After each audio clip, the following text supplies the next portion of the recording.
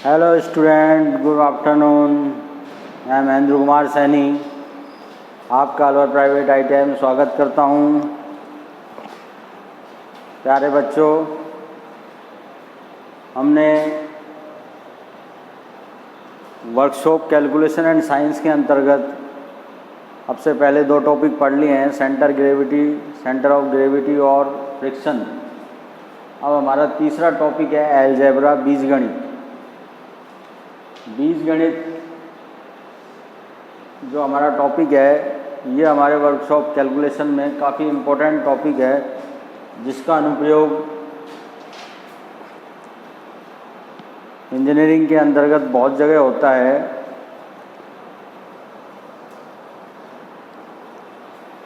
कोई भी हल निकालना हो तो हम अलजेब्रा की मदद से आराम से निकाल सकते हैं। तो हमारा आज का टॉपिक यही है, बीजगणित। तो बीजगणित क्या है?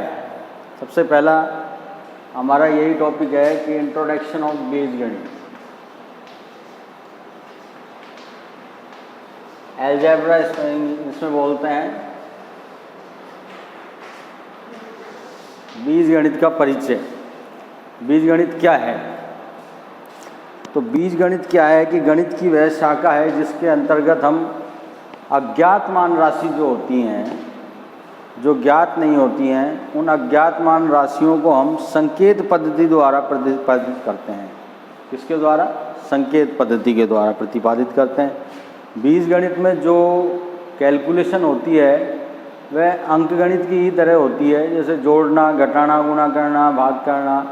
लेकिन वहाँ पर खाली जो वैल्यू होती है, जिन अंकों की वैल्यू होती है, अंकों में कैलकुलेशन होती है। यहाँ पर अंकों के साथ में बीजीय व्यंजक भी मौजूद होता है, मतलब बीजीय संकेत भी मौजूद होता है, जिसको लेकर हम कैलकुलेशन करते हैं।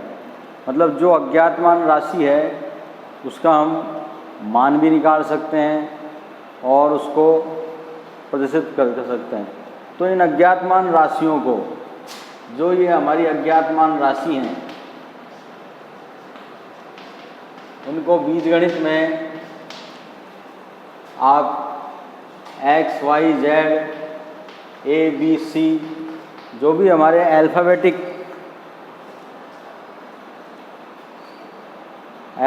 हैं, उनका प्रयोग करके हम सवालों को हल करते हैं। जैसे बीजगणित के अंतर्गत एग्जाम्पल के तौर पे लिखा हुआ है 5x। तो इसका मतलब क्या है? इसका मतलब ये है कि जो इसमें अज्ञात मान राशि है, ये क्या कहलाती है? अज्ञात मान राशि। x क्या है? यहाँ पर एक अज्ञात मान राशि है। क्या है? एक अज्ञात मान राशि है।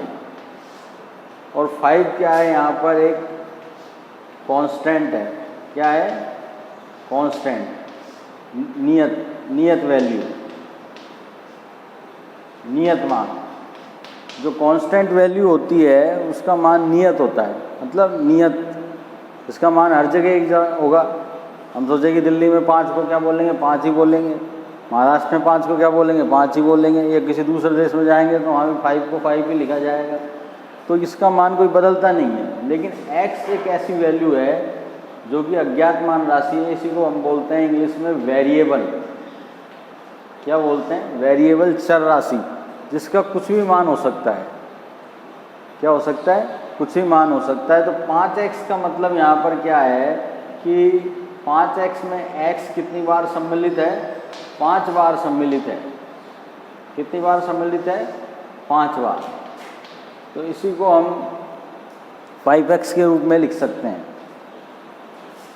तो ये सबसे पहली चीज़ है बीजगणित में, 5x। इसी प्रकार से जैसे x³ लिखा हमने, तो यहाँ x क्या है? एक वेरिएबल है। और क्यूब क्या है? ये एक्सपोनेंट बोलते हैं इसको इंग्लिश में। ये x की घात है। तो इसमें x अपने आप से 3 बार मल्टीप्लाई है। इसका मतलब क्या है? x अपने आप से 3 बार मल्टीप्लाई है। तो बीजगणित को सीखने के लिए सबसे पहले हमें कुछ नियम हैं, उन नियमों के बारे में जानकारी होना आवश्यक है। तो वो कौन से नियम हैं और वो क्या जानकारियाँ हैं, वो हम आपको इस वीडियो के अंतर्गत आज देंगे। तो सबसे पहली चीज़ तो यही आती है कि अलजेब्रा क्या है। जैसा मैंने बताया कि अलजेब्रा क्या है। अलजेब्रा बीजगणित, गणित की वह शाखा है जिसके अंतर्गत हम अज्ञात मान राशियों को एक संकेत द्वारा प्रतिपादित करते हैं। वो संकेत क्या है? वो संकेत अल्फ़ाबेट हो सकते हैं, कोई भी अल्फ़ाबेट हो सकते हैं, ABCD XYZ STUV, जो भी कुछ है, कुछ भी हो सकता है। तो बीजगणित में सीखने के लिए सबसे पहले हमें जो रूल्स हैं उनका ध्यान पड़ना पड़ता है। उसके लिए सबसे पहली चीज़ हमें सीखना पड़ेगा सिग्न रूल। सबसे पहली चीज़ क्या आती है? सिग्न रूल, चिन्ह नियम।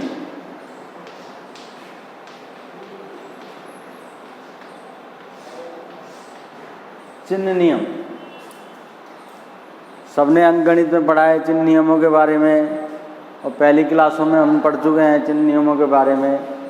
तो इस चिन्ह नियम में क्या होता है कि जो संक्रियाएं होती हैं, जैसे जोड़ना, घटाना, गुणा करना, भाग करना, तो जोड़ने के चिन्ह नियम अलग होते हैं,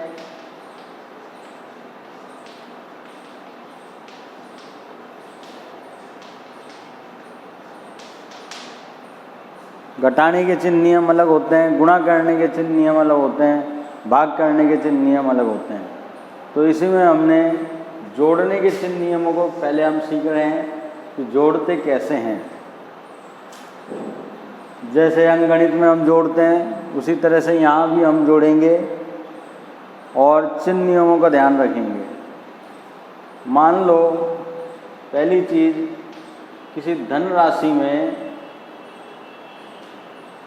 ये A कोई धनराशि है, इसमें हमें B कोई धनराशि को जोड़ना है। क्या करना है? ऐड करना है। तो दोनों राशियों का योग हो जाएगा और चिन्ह किसका आएगा? प्लस का आएगा। किसका आएगा? प्लस का। प्लस का जो चिन्ह है वो जोड़ने की संक्रिया को दर्शाता है। A व B राशियों का क्या हो जाएगा? योग। ये पहली चीज़ है। जब दोनों राशि क्या हो? धनात्मक हो, यानी दोनों राशि प्लस की हो, तो अगर हम उनके अंदर योग कर रहे हैं, जोड़ कर रहे हैं, तो चिन्ह किसका आता है? प्लस का आता है, और A व B का योग हो जाता है। जैसे देखिए एग्जाम्पल, जैसे हमें 2x कोई राशि है, ये प्लस की है। किसी भी राशि के साथ में अगर कोई चिन्ह दिखाई नहीं दे रहा है तो ये समझिए कि उसके साथ चिन्ह क्या है? धनात्मक चिन्ह है। दूसरी राशि है प्लस 3x। इन दोनों राशियों को हमें जोड़ना है, तो दोनों राशियों को जोड़ने के लिए हमें प्लस का निशान लगाना पड़ेगा दोनों राशियों के बीच में, और जोड़ने का जो नियम है, प्लस का चिन्ह आएगा, और 2 और 3 कितने होते हैं? 5। A व B राशियों का योग। 5 आ गया आपका कांस्टेंट और x आपका वेरिएबल है, तो प्लस 5x इसका योग हो जाएगा। ये पहली चीज़ है आपकी जोड़ने की, जब दोनों राशियां धनात्मक हों। दूसरी चीज़ आती है, एक राशि प्लस A है और दूसरी राशि माइनस B है, या एक राशि माइनस A की है और दूसरी राशि प्लस B की है। तो इन दोनों में क्या होता है? जो चिन्ह आता है वो होता है बड़ी राशि वाला चिन्ह।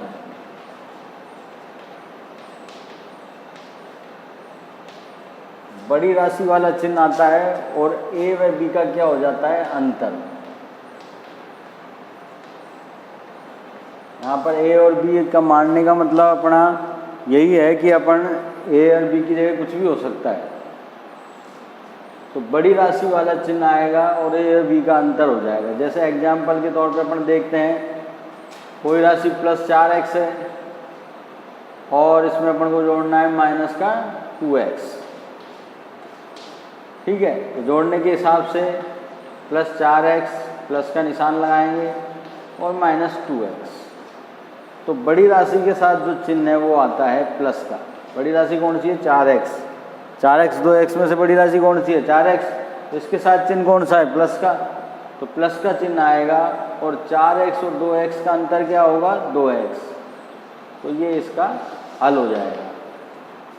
तो +4x में अगर -2x जोड़ेंगे तो क्या आएगा? प्लस का 2x।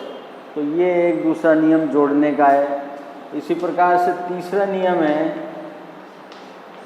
यदि दोनों राशि नेगेटिव हों और हमसे जोड़ने के लिए बोला जाए, भाई दोनों राशि क्या है? ऋणात्मक हैं और जोड़ने के लिए हमें बोला जाता है तो चिन्ह आता है ऋणात्मक का और बात वही है a व b का क्या हो जाता है? योग। a व b का क्या हो जाता है? योग। मान लो एग्जाम्पल के तौर पे कोई राशि आपके पास में -6x है और दूसरी राशि -7x है और इनको अपन को जोड़ना है। क्या करना है? जोड़ना है। तो -6x में कितना जोड़ना है अपन को? -7x। तो दोनों राशियों के साथ में चिन्ह किसका है? माइनस का है। तो अपना चिन्ह क्या आएगा? माइनस का ही आएगा और दोनों राशियों का क्या हो जाएगा? योग हो जाएगा। दोनों राशियों के योग 6 और 7 कितने होते हैं? 13। तो माइनस के 13x। ये जोड़ने के नियम है। तो ये हमें याद रखना है कि जोड़ने में हमें कौन से नियम काम में लेने हैं। ये सेकंड रूल का पहला नियम है जोड़ने का। इसी प्रकार से अब हम देखते हैं, ये जोड़ने की बात हो गई। अब हम देखते हैं घटाने के लिए। घटाने में क्या होता है? घटाव हमेशा दो राशियों के मध्य ही होता है। जोड़ एक से अधिक, दो से अधिक कितनी भी राशियों के मध्य हो सकता है जोड़। एडिशन दो से अधिक कितनी भी राशियों के मध्य हो सकता है, लेकिन घटाव हमेशा दो ही राशियों के मध्य होता है। तो घटाव के अंदर क्या होता है कि जिस राशि में से जिसको घटाया जाता है उसका चिन्ह बदल दिया जाता है।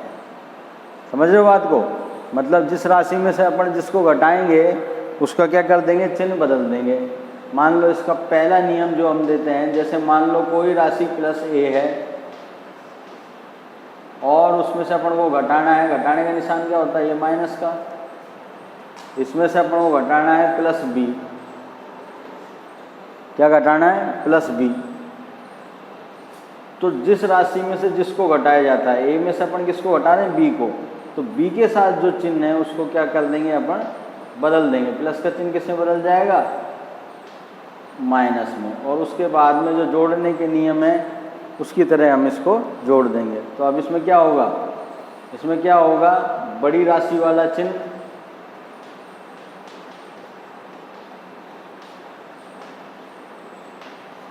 और a व b का क्या हो जाएगा?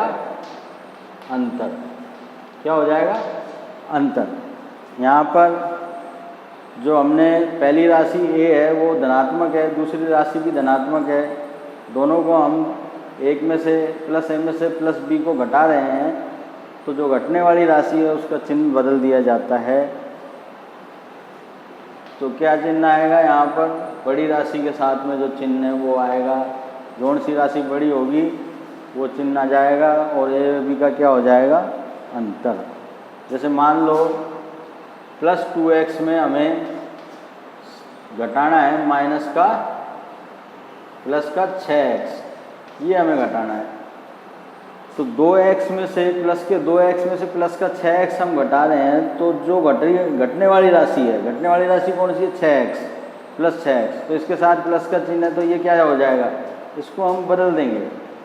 क्या कर देंगे? बदल देंगे। माइनस में बदल जाएगा और ये इस फॉर्म में आ जाएगा। अब इस फॉर्म में आने पर इसमें हमने जोड़ने वाला नियम ही लगाना है। तो जो राशि बड़ी है उसके साथ में जो चिन्ह है वो चिन्ह आएगा माइनस का। 6x राशि बड़ी है 2x से, तो इसके साथ चिन्ह क्या है? माइनस का। तो माइनस का चिन्ह आ जाएगा और 6x और 2x का अंतर क्या होता है? 4x। तो ये इसका हल हो जाएगा। क्या हो जाएगा, हल हो जाएगा। इसी तरह से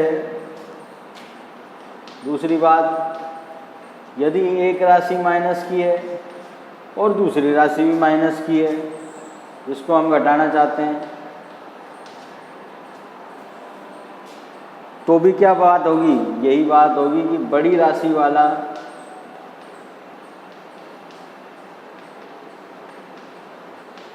चिन्ह और ए व बी का क्या हो जाएगा, अंतर। क्या हो जाएगा, देखो ये किस फॉर्म में बदल जाएगा, माइनस का ए तो यूँ रहेगा, ये माइनस, इस माइनस को किस में बदल देगा, प्लस में, माइनस ए प्लस बी। तो इसमें हम यही चीज़ लिखेंगे, बड़ी राशि वाला चिन्ह और ए व बी का अंतर। मान लो एग्जाम्पल के तौर पे हम देखते हैं, कोई राशि माइनस की 4x है और इसमें से अपन को घटाना है माइनस का 5x, तो जो घटने वाली राशि है उसका चिन्ह क्या हो जाएगा, बदल जाएगा। माइनस 4x, ये माइनस 5x किस में बदल जाएगा, प्लस 5x में। अब जोड़ने वाला नियम काम करेगा, बड़ी राशि कौन सी है, 5x, इसके साथ चिन्ह कौन सा है, प्लस का, तो प्लस का चिन्ह आएगा और 5x और 4x का क्या हो जाएगा, अंतर हो जाएगा, क्या होगा, x, 1x यानी x। x के साथ यहाँ 1 लिखने का मतलब क्या है, 1x यानी x ही है, 1x से गुणा होकर क्या आएगा, उसका गुणनफल x ही आएगा। एक बात ये हो गई। तीसरी बात अपने पास में आती है, अगर हमें माइनस की राशि में से प्लस की राशि को घटाना है, मान लो किसको घटाना है, प्लस की राशि को, तो चिन्ह किसका आएगा, माइनस का, और ए व बी का क्या हो जाएगा, योग। ए व बी का क्या हो जाएगा, योग। जैसे माइनस ए में से प्लस बी घटाना है तो जो बी के साथ जो चिन्ह है वो क्या हो जाएगा, घटाने पर बदल जाएगा, ये माइनस का हो जाएगा। दोनों माइनस माइनस के हो गए तो चिन्ह माइनस का आएगा। अब जोड़ने वाला नियम काम करेगा, वही ए व बी का योग। जैसे एग्जाम्पल देखते हैं हम, माइनस 2x में से मान लो हमें प्लस 4x घटाना है, प्लस 4x क्या करना है, घटाना है, तो जो घटने वाली राशि है उसके साथ जो चिन्ह है उसको बदल दिया जाएगा, प्लस किस में बदल जाएगा, माइनस में। तो चिन्ह किसका आएगा, माइनस 2x माइनस 4x। अब इसमें जोड़ने वाला नियम काम करेगा, तो माइनस का चिन्ह आएगा और ए बी का योग हो जाएगा, यानी 2x और 4x कितने होते हैं, 6x। तो ये हो गया, ये घटाव आ गया इसका। इसी प्रकार से माइनस ए की जगह प्लस ए हो सकता है और प्लस बी की जगह माइनस बी हो सकता है। क्या हो सकता है, माइनस बी। तो उसमें क्या होगा, देखिए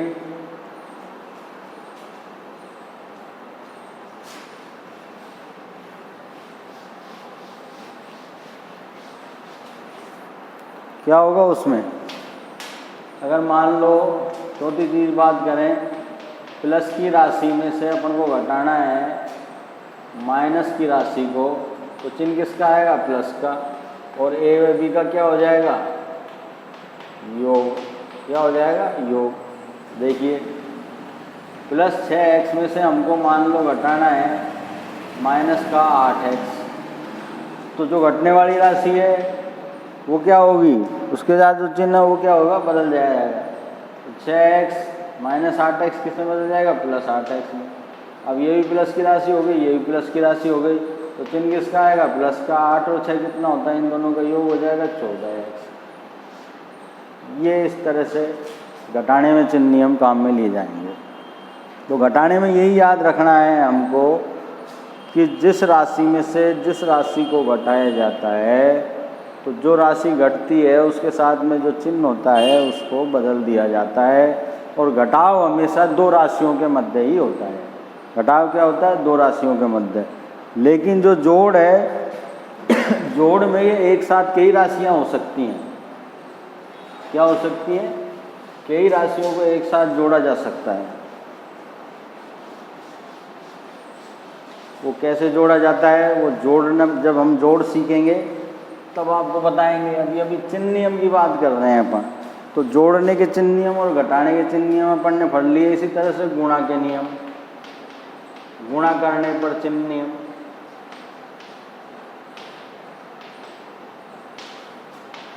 गुणा करने पर चिन्ह नियमों का क्या ध्यान रखना है? मान लो प्लस की कोई राशि है, उसको गुणा करना है प्लस की बी राशि से, तो चिन्ह किसका आएगा? प्लस का। और ए व बी का क्या हो जाएगा? गुणनफल। क्या हो जाएगा? गुणनफल। यानी एग्जाम्पल देखते हैं, प्लस 4x को गुणा करना है अपन को माइनस 3x, वो प्लस 3x से, तो चिन्ह प्लस का ही आएगा। और 4x और 3x का गुणा होकर क्या हो जाएगा? 4 3 12 x स्क्वायर। क्या हो जाएगा? 12x square. कांस्टेंट से गुणा होगा, 4 × 3 4 3 12, और x से गुणा होगा क्या होगा? x की पावर 2। तो ये गुणनफल आ गया। इसी तरह से यदि माइनस की राशि के साथ गुणा किया जाए तो भी चिन्ह किसका आता है? प्लस का आता है। माइनस माइनस को गुणा करने पर क्या आता है? प्लस का चिन्ह आता है। और ए व बी का क्या हो जाता है? गुणनफल। ए व बी का क्या हो जाता है? गुणनफल। यानी माइनस के 2x को यदि हम माइनस के 3x से गुणा करें तो हमारे पास में क्या प्रोडक्ट आएगा? प्लस का 2 3 6 x स्क्वायर। ये अपना प्रोडक्ट आएगा गुणा करने पर। तो हमने इसमें क्या देखा? दोनों चीज़ों में हमने देखा कि जो समान चिन्हों को गुणा करते हैं आपस में तो प्लस का निशान आता है, और जो राशियां गुणा हो रही हैं उनका गुणनफल आ जाता है। और विपरीत चिन्हों का गुणा करते हैं, जैसे माइनस की ए राशि को गुणा करते हैं प्लस की बी राशि से, तो चिन्ह क्या आएगा? माइनस का। और ए व बी का क्या हो जाएगा? गुणन। जैसे माइनस के 2x को हम गुणा कर रहे हैं प्लस के 8x से, तो क्या आएगा अपना? माइनस का चिन्ह आएगा। और 8 दूनी 16, और x गुणा x स्क्वायर, माइनस का 16x स्क्वायर। इसी तरह से प्लस की राशि को माइनस की राशि के साथ में गुणा किया जाए तो भी चिन्ह कितना आता है? माइनस का। और ए व बी का क्या हो जाता है? गुणन। जैसे प्लस के 4x को हमें गुणा करना है माइनस के 3x से, तो क्या आ जाएगा? गुणनफल। माइनस का चिन्ह आएगा, प्लस माइनस माइनस, गुणा करने पर 4 3 12 x स्क्वायर। तो इससे क्या पता लगा हमें कि विपरीत चिन्हों को जब गुणा किया जाता है तो माइनस चिन्ह आता है गुणा करने पर, और समान चिन्हों को जब गुणा किया जाता है तो प्लस चिन्ह आता है। तो गुणा करने पर हमें ये बात विशेष ध्यान रखनी है कि समान चिन्हों को गुणा करने पर प्लस आता है गुणनफल में, और विपरीत चिन्हों को गुणा करने पर माइनस चिन्ह आता है गुणनफल में। ठीक है, ये गुणा के नियम है। जो गुणा करने के चिन्ह नियम है वही भाग पर डिपेंड करते हैं, भाग के क्रिया में डिपेंड करते हैं। जैसे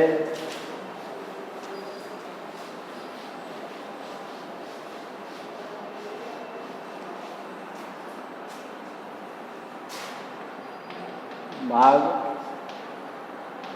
के चिन्ह नियम, जैसे गुणा के समान है। किसके समान है? गुणा के समान है। यदि प्लस की राशि में प्लस की राशि का भाग दिया जाए तो चिन्ह किसका आएगा? प्लस का। यदि माइनस की राशि में माइनस की राशि का भाग दिया जाए तो चिन्ह किसका आएगा? प्लस का। और यदि प्लस की राशि में माइनस का भाग दिया जाए तो चिन्ह किसका आएगा? माइनस का। और माइनस की राशि में प्लस की राशि का भाग दिया जाए तो चिन्ह किसका आएगा? माइनस का। तो इसमें गुणा वाले नियम ही काम करते हैं कि समान चिन्हों को आपस में भाग देने पर प्लस का निशान आता है, और विपरीत चिन्हों की भाग की क्रिया होती है तो माइनस का चिन्ह आता है। तो गुणा वाले नियम ही इसमें काम करते हैं। कैसे करते हैं? जैसे हमने यहाँ लिखा 4x बटे 2x, दोनों प्लस की राशि हैं। अगर इनके साथ चिन्ह नहीं है तो क्या है, प्लस का निशान है।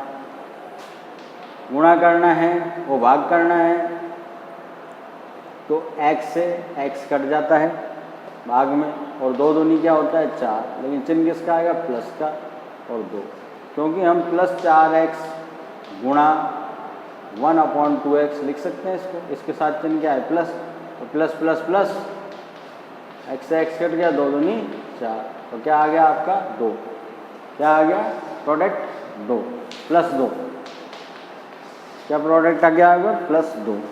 तो गुणा करने पर और भाग करने पर चिन्ह नियम एक ही काम करते हैं, और जोड़ने पर चिन्ह नियम अलग काम करते हैं, और घटाने पर अलग करते हैं। घटाने पर हमें ये ध्यान रखना है कि घटाव हमेशा 2 राशियों के मध्य ही होता है, और जिस राशि में से जिसको घटाया जाता है, जो घटने वाली राशि है उसके साथ में जो चिन्ह है उसको बदल दिया जाता है। तो ये हमारे चिन्ह नियम हैं जिनको आपको याद रखना है।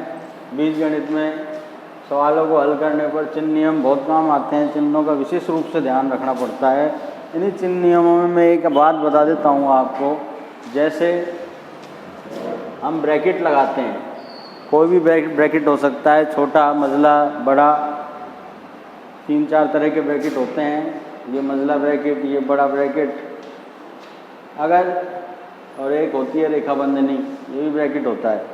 अगर इनसे पहले माइनस का चिन्ह है, ब्रैकेट से पहले क्या है, माइनस का चिन्ह है, और अंदर जो भी प्लस माइनस की संक्रिया हो रही है उनके साथ जो भी चिन्ह है जिन राशियों के साथ में, वो सब चिन्ह क्या हो जाएंगे, बदल दिए जाएंगे। क्या होंगे, बदल दिए जाएंगे। जैसे मान लो माइनस अंदर है plus 2x, minus 3x, minus 4x, ये एक संक्रिया है।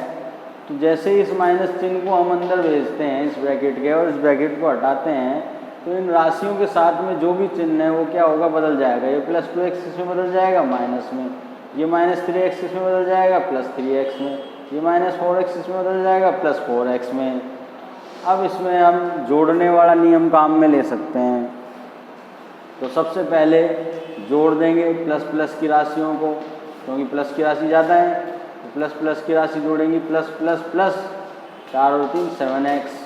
अब फिर जोड़ने का नियम लगा देंगे, प्लस 7x और माइनस 2x को जोड़ना है, तो प्लस की राशि 7x जो है वो क्या है, 2x से बड़ा है, तो इसके साथ में जो चिन्ह है वो चिन्ह आएगा, और इन दोनों का क्या हो जाएगा, अंतर हो जाएगा।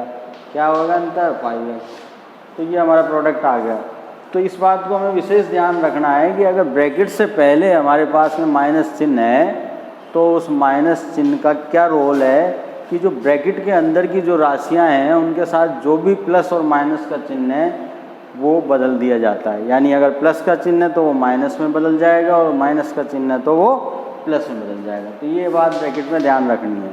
तो ये जोड़ने, गुणा करने, भाग करने और घटाने के लिए हम जो चिन्ह नियम काम में लेते हैं वो इस तरह से लेते हैं। तो इनका ध्यान रखना आपको विशेष रूप से ज़रूरी है। ये अंकगणित में भी काम आता है और बीजगणित में भी काम आता है। बीजगणित में इसका विशेष उपयोग है, क्योंकि बीजगणित में आदमी चक्कर खा जाता है, इसलिए इसका विशेष उपयोग है। तो बीजगणित में आप ध्यान रखिए चिन्ह नियमों का, कि चिन्ह नियमों का विशेष उपयोग है। चिन्ह नियमों के बाद बीजगणित को सीखने से पहले कुछ बीजगणित के टर्म्स हैं, उनको हमें जानकारी होना आवश्यक है। तो उनकी जानकारी के लिए उससे पहले मैं बता दूं आपको इंडिसेस रूल, घातांक के नियम जिसको बोलते हैं, आपने पढ़ा होगा घातांकों के नियम। क्या पढ़ा होगा, घातांकों के नियम। ये घातांकों के नियम बहुत काम आते हैं अपने बीजगणित के अंदर, जोड़, गुणा, भाग करने में। तो इनका भी ध्यान रखना विशेष महत्व है। तो पहला नियम जो हमारा है घातांकों का, वो देखिए क्या है। यदि कोई राशि है a, इसकी घात है m, और दूसरी राशि है a, उसकी घात है n। यदि इन दोनों राशियों को गुणा किया जा रहा है, क्या किया जा रहा है, गुणा किया जा रहा है, अब देखिए ये ए क्या कहलाता है, आधार कहलाता है, और ये इसके ऊपर जो घात लिखी हुई है वो इसकी घात कहलाती है, ए की पावर m, इसको बोलते हैं ए की पावर n। इन दोनों में गुणन क्रिया हो रही है, तो गुणा करने पर, घातांकों के गुणा करने पर अगर आधार समान है तो उनकी घातों को क्या कर दिया जाता है, जोड़ दिया जाता है। ए की पावर m को गुणा करेंगे ए की पावर n से तो क्या प्रोडक्ट आएगा, ए की पावर m प्लस n। मान लो जैसे एक्स क्यूब आपके पास में कोई राशि है, गुणा करना है इसको x5 से, किससे गुणा करना है, x5 से, तो इन दोनों का क्या गुणनफल आएगा, x की पावर 3 प्लस 5, यानी x की पावर क्या आ जाएगी, 8। ये इसका प्रोडक्ट आएगा, ये इसका गुणनफल आएगा। मतलब गुणा होने पर समान आधार की घातें जोड़ दी जाती हैं, ये घातांकों का पहला नियम है। जब भी हम गुणा करेंगे, गुणा कितनी भी राशि एक साथ हो सकती हैं, तो उनकी अगर आधार समान है तो उनकी घातों को क्या कर देंगे, अपन जोड़ के लिख देंगे। ये अपना पहला नियम हो गया। दूसरा नियम है, यदि आधार समान है ए की पावर m और भाग की क्रिया हो रही है ए की पावर n, मतलब ए की पावर m में हमें ए की पावर n का भाग देना है। मैं फिर आपको दोबारा बता दूं, यहाँ पर ए क्या है, आधार है, n क्या है, इस आधार की घात है। ठीक है, इस घात को हम पावर भी बोलते हैं, एक्सपोनेंट भी बोलते हैं, दोनों चीज़ बोल सकते हैं। तो अगर समान आधार की समान आधार की राशियां हैं और उनमें भाग की क्रिया हो रही है, तो क्या होगा कि जो प्रोडक्ट आएगा वो आएगा ए की पावर m माइनस n। इनकी घातों को क्या कर देंगे, हम घटा देंगे। जिस राशि का भाग दिया जाता है और उसके साथ में जो घात है वो दूसरी राशि जिसमें भाग दिया जा रहा है उसकी घात में से घटा दी जाती है। यानी जैसे एग्जाम्पल के तौर पे x की पावर 5 में आपको भाग देना है x की पावर 2 का, तो इसका प्रोडक्ट क्या आएगा, इसका प्रोडक्ट आएगा x की पावर 5 माइनस 2, यानी x की पावर 3। क्या आएगा, x की पावर 3, ये इसका हल आ जाएगा। अब इसी नियम को हम दूसरी तरह से लिख सकते हैं। दूसरी तरह से कैसे लिख सकते हैं, अगर मान लो हम इस राशि को नीचे लेके आए इसकी घात को, तो हम इसी को लिख सकते हैं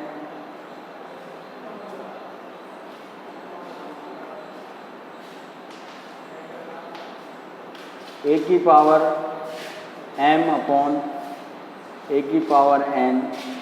तो इसको हम इस प्रकार भी लिख सकते हैं 1 अपॉन ए की पावर m माइनस n।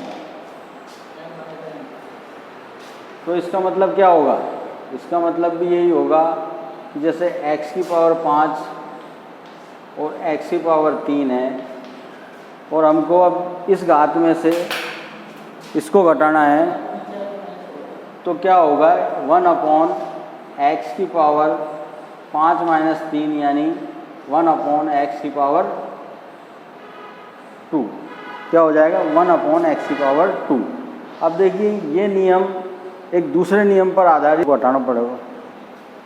तो देखिए अभी हमने देखा कि हम x की पावर 5 में x की पावर 2 का भाग दे रहे हैं, तो x की पावर 2 का भाग दे रहे हैं, तो x की पावर जो 2 x के साथ जो 2 घात है वो ऊपर जाके माइनस में बदल रही है। अगर लेकिन हम इसको 5 को नीचे लाना चाहें तो ये 5 माइनस में हो जाएगा, लेकिन ऊपर क्या बचेगा, 1 बचेगा।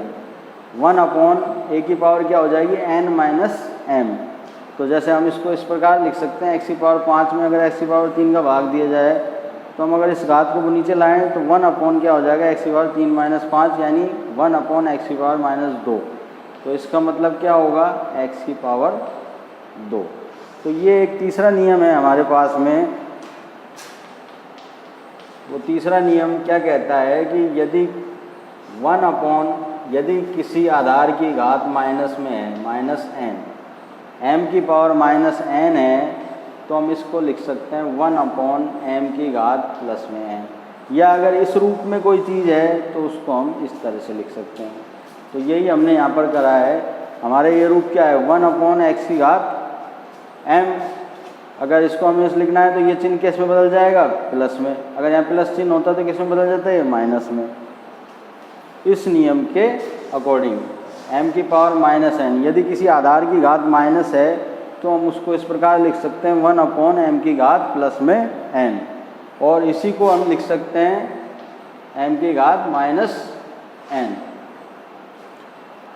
ये अपना तीसरा नियम है। ये तीनों नियम घातांक के आपको भाग की क्रिया और गुणा की क्रिया में बहुत ही ज़्यादा सहायक होंगे बीजगणित में। तो इन तीनों नियमों को विशेष रूप से आपको याद रखना है।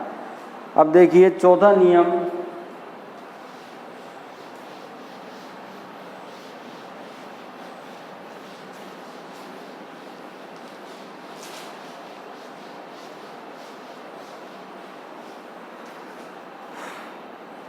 चौथा नियम क्या कहता है, यदि किसी भी आधार की घात 0 हो, क्या हो 0, तो उसकी वैल्यू कितनी होती है 1।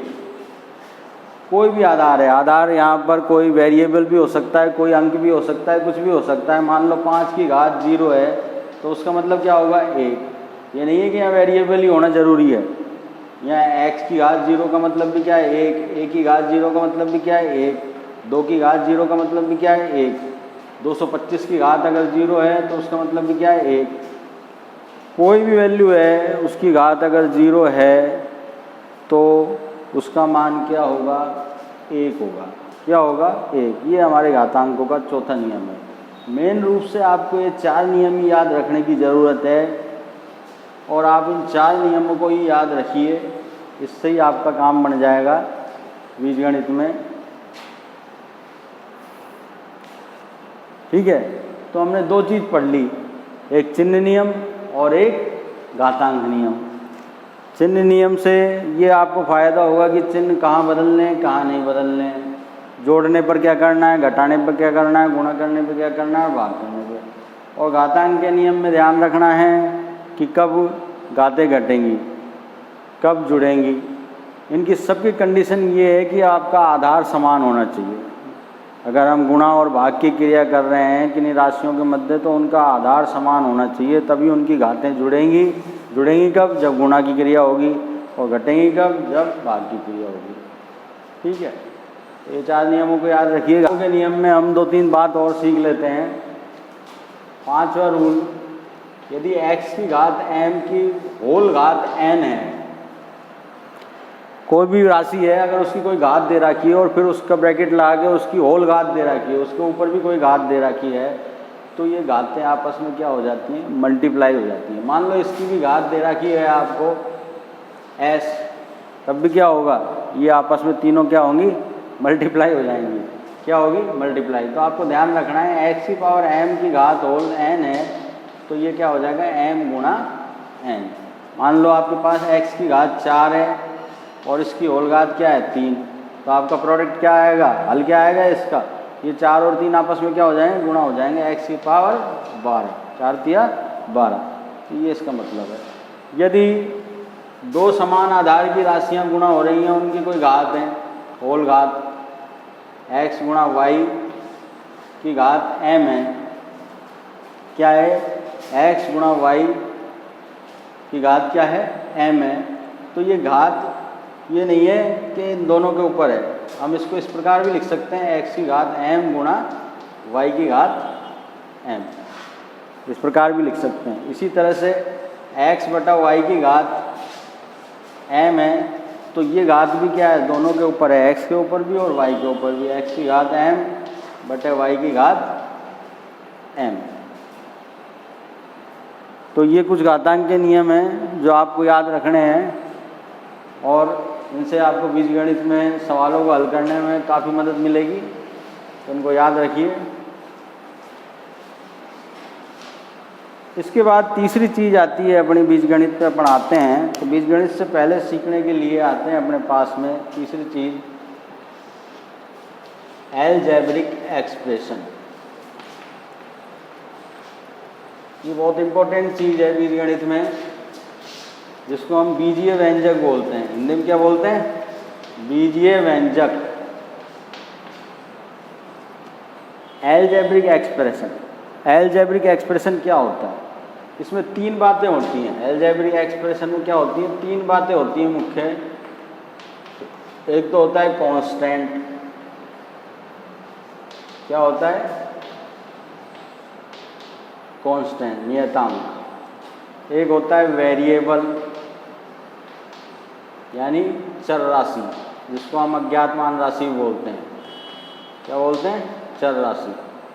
और एक होता है एक्सपोनेंट, ये होती है घात। अगर किसी भी व्यंजक में ये तीनों चीज़ें हैं तो वो क्या है? एक एलजेब्रिक एक्सप्रेशन है। क्या है वो? एक एलजेब्रिक एक्सप्रेशन है। मान लो हमारे पास में एग्जाम्पल के तौर पे अपन देखते हैं, ये कोई राशि लिखी हुई है 4x², 4x² लिखी हुई है। तो इसमें 4 क्या है? 4 क्या है? एक अचर राशि है, कांस्टेंट राशि है।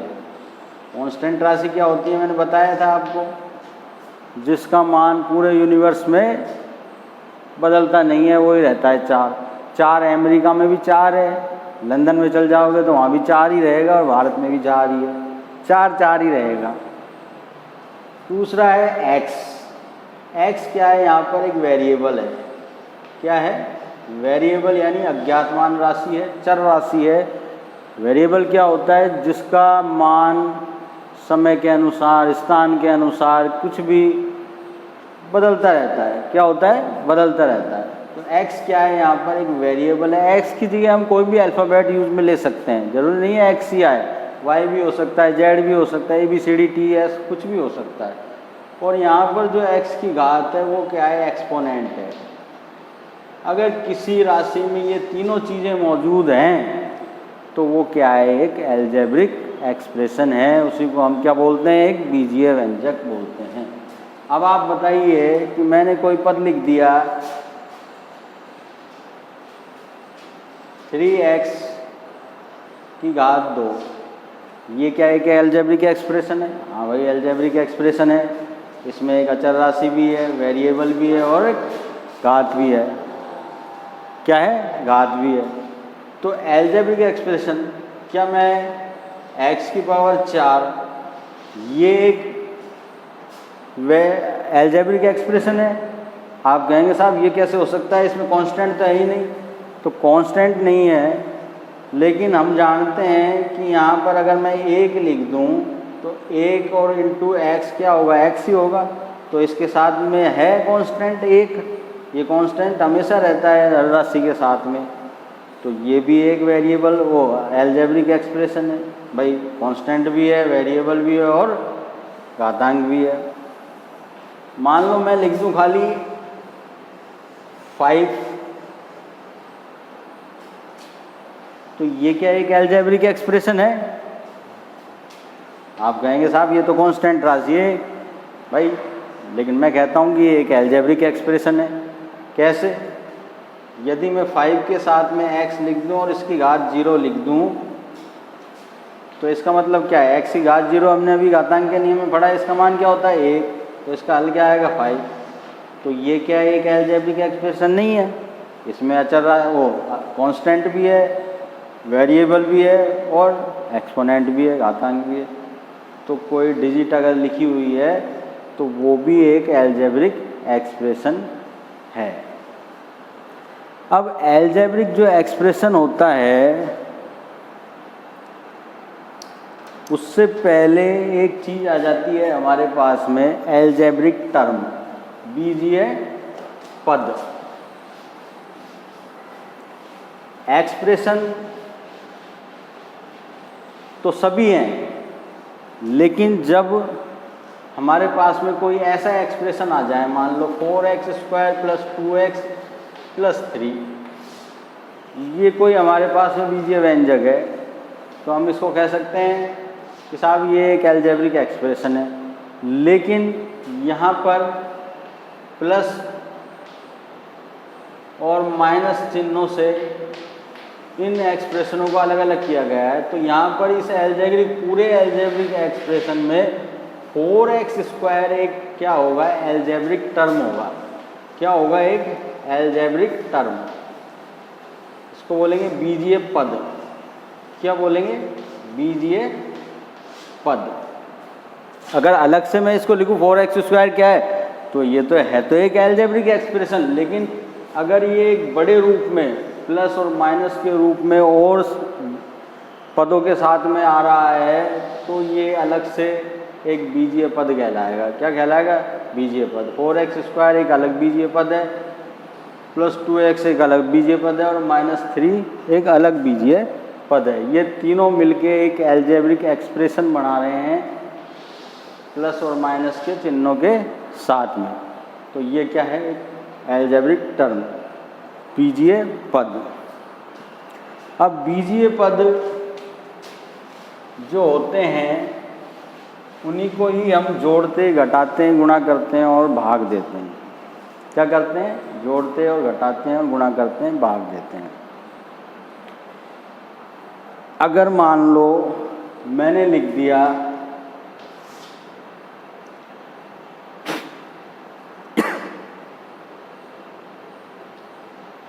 4x⁻³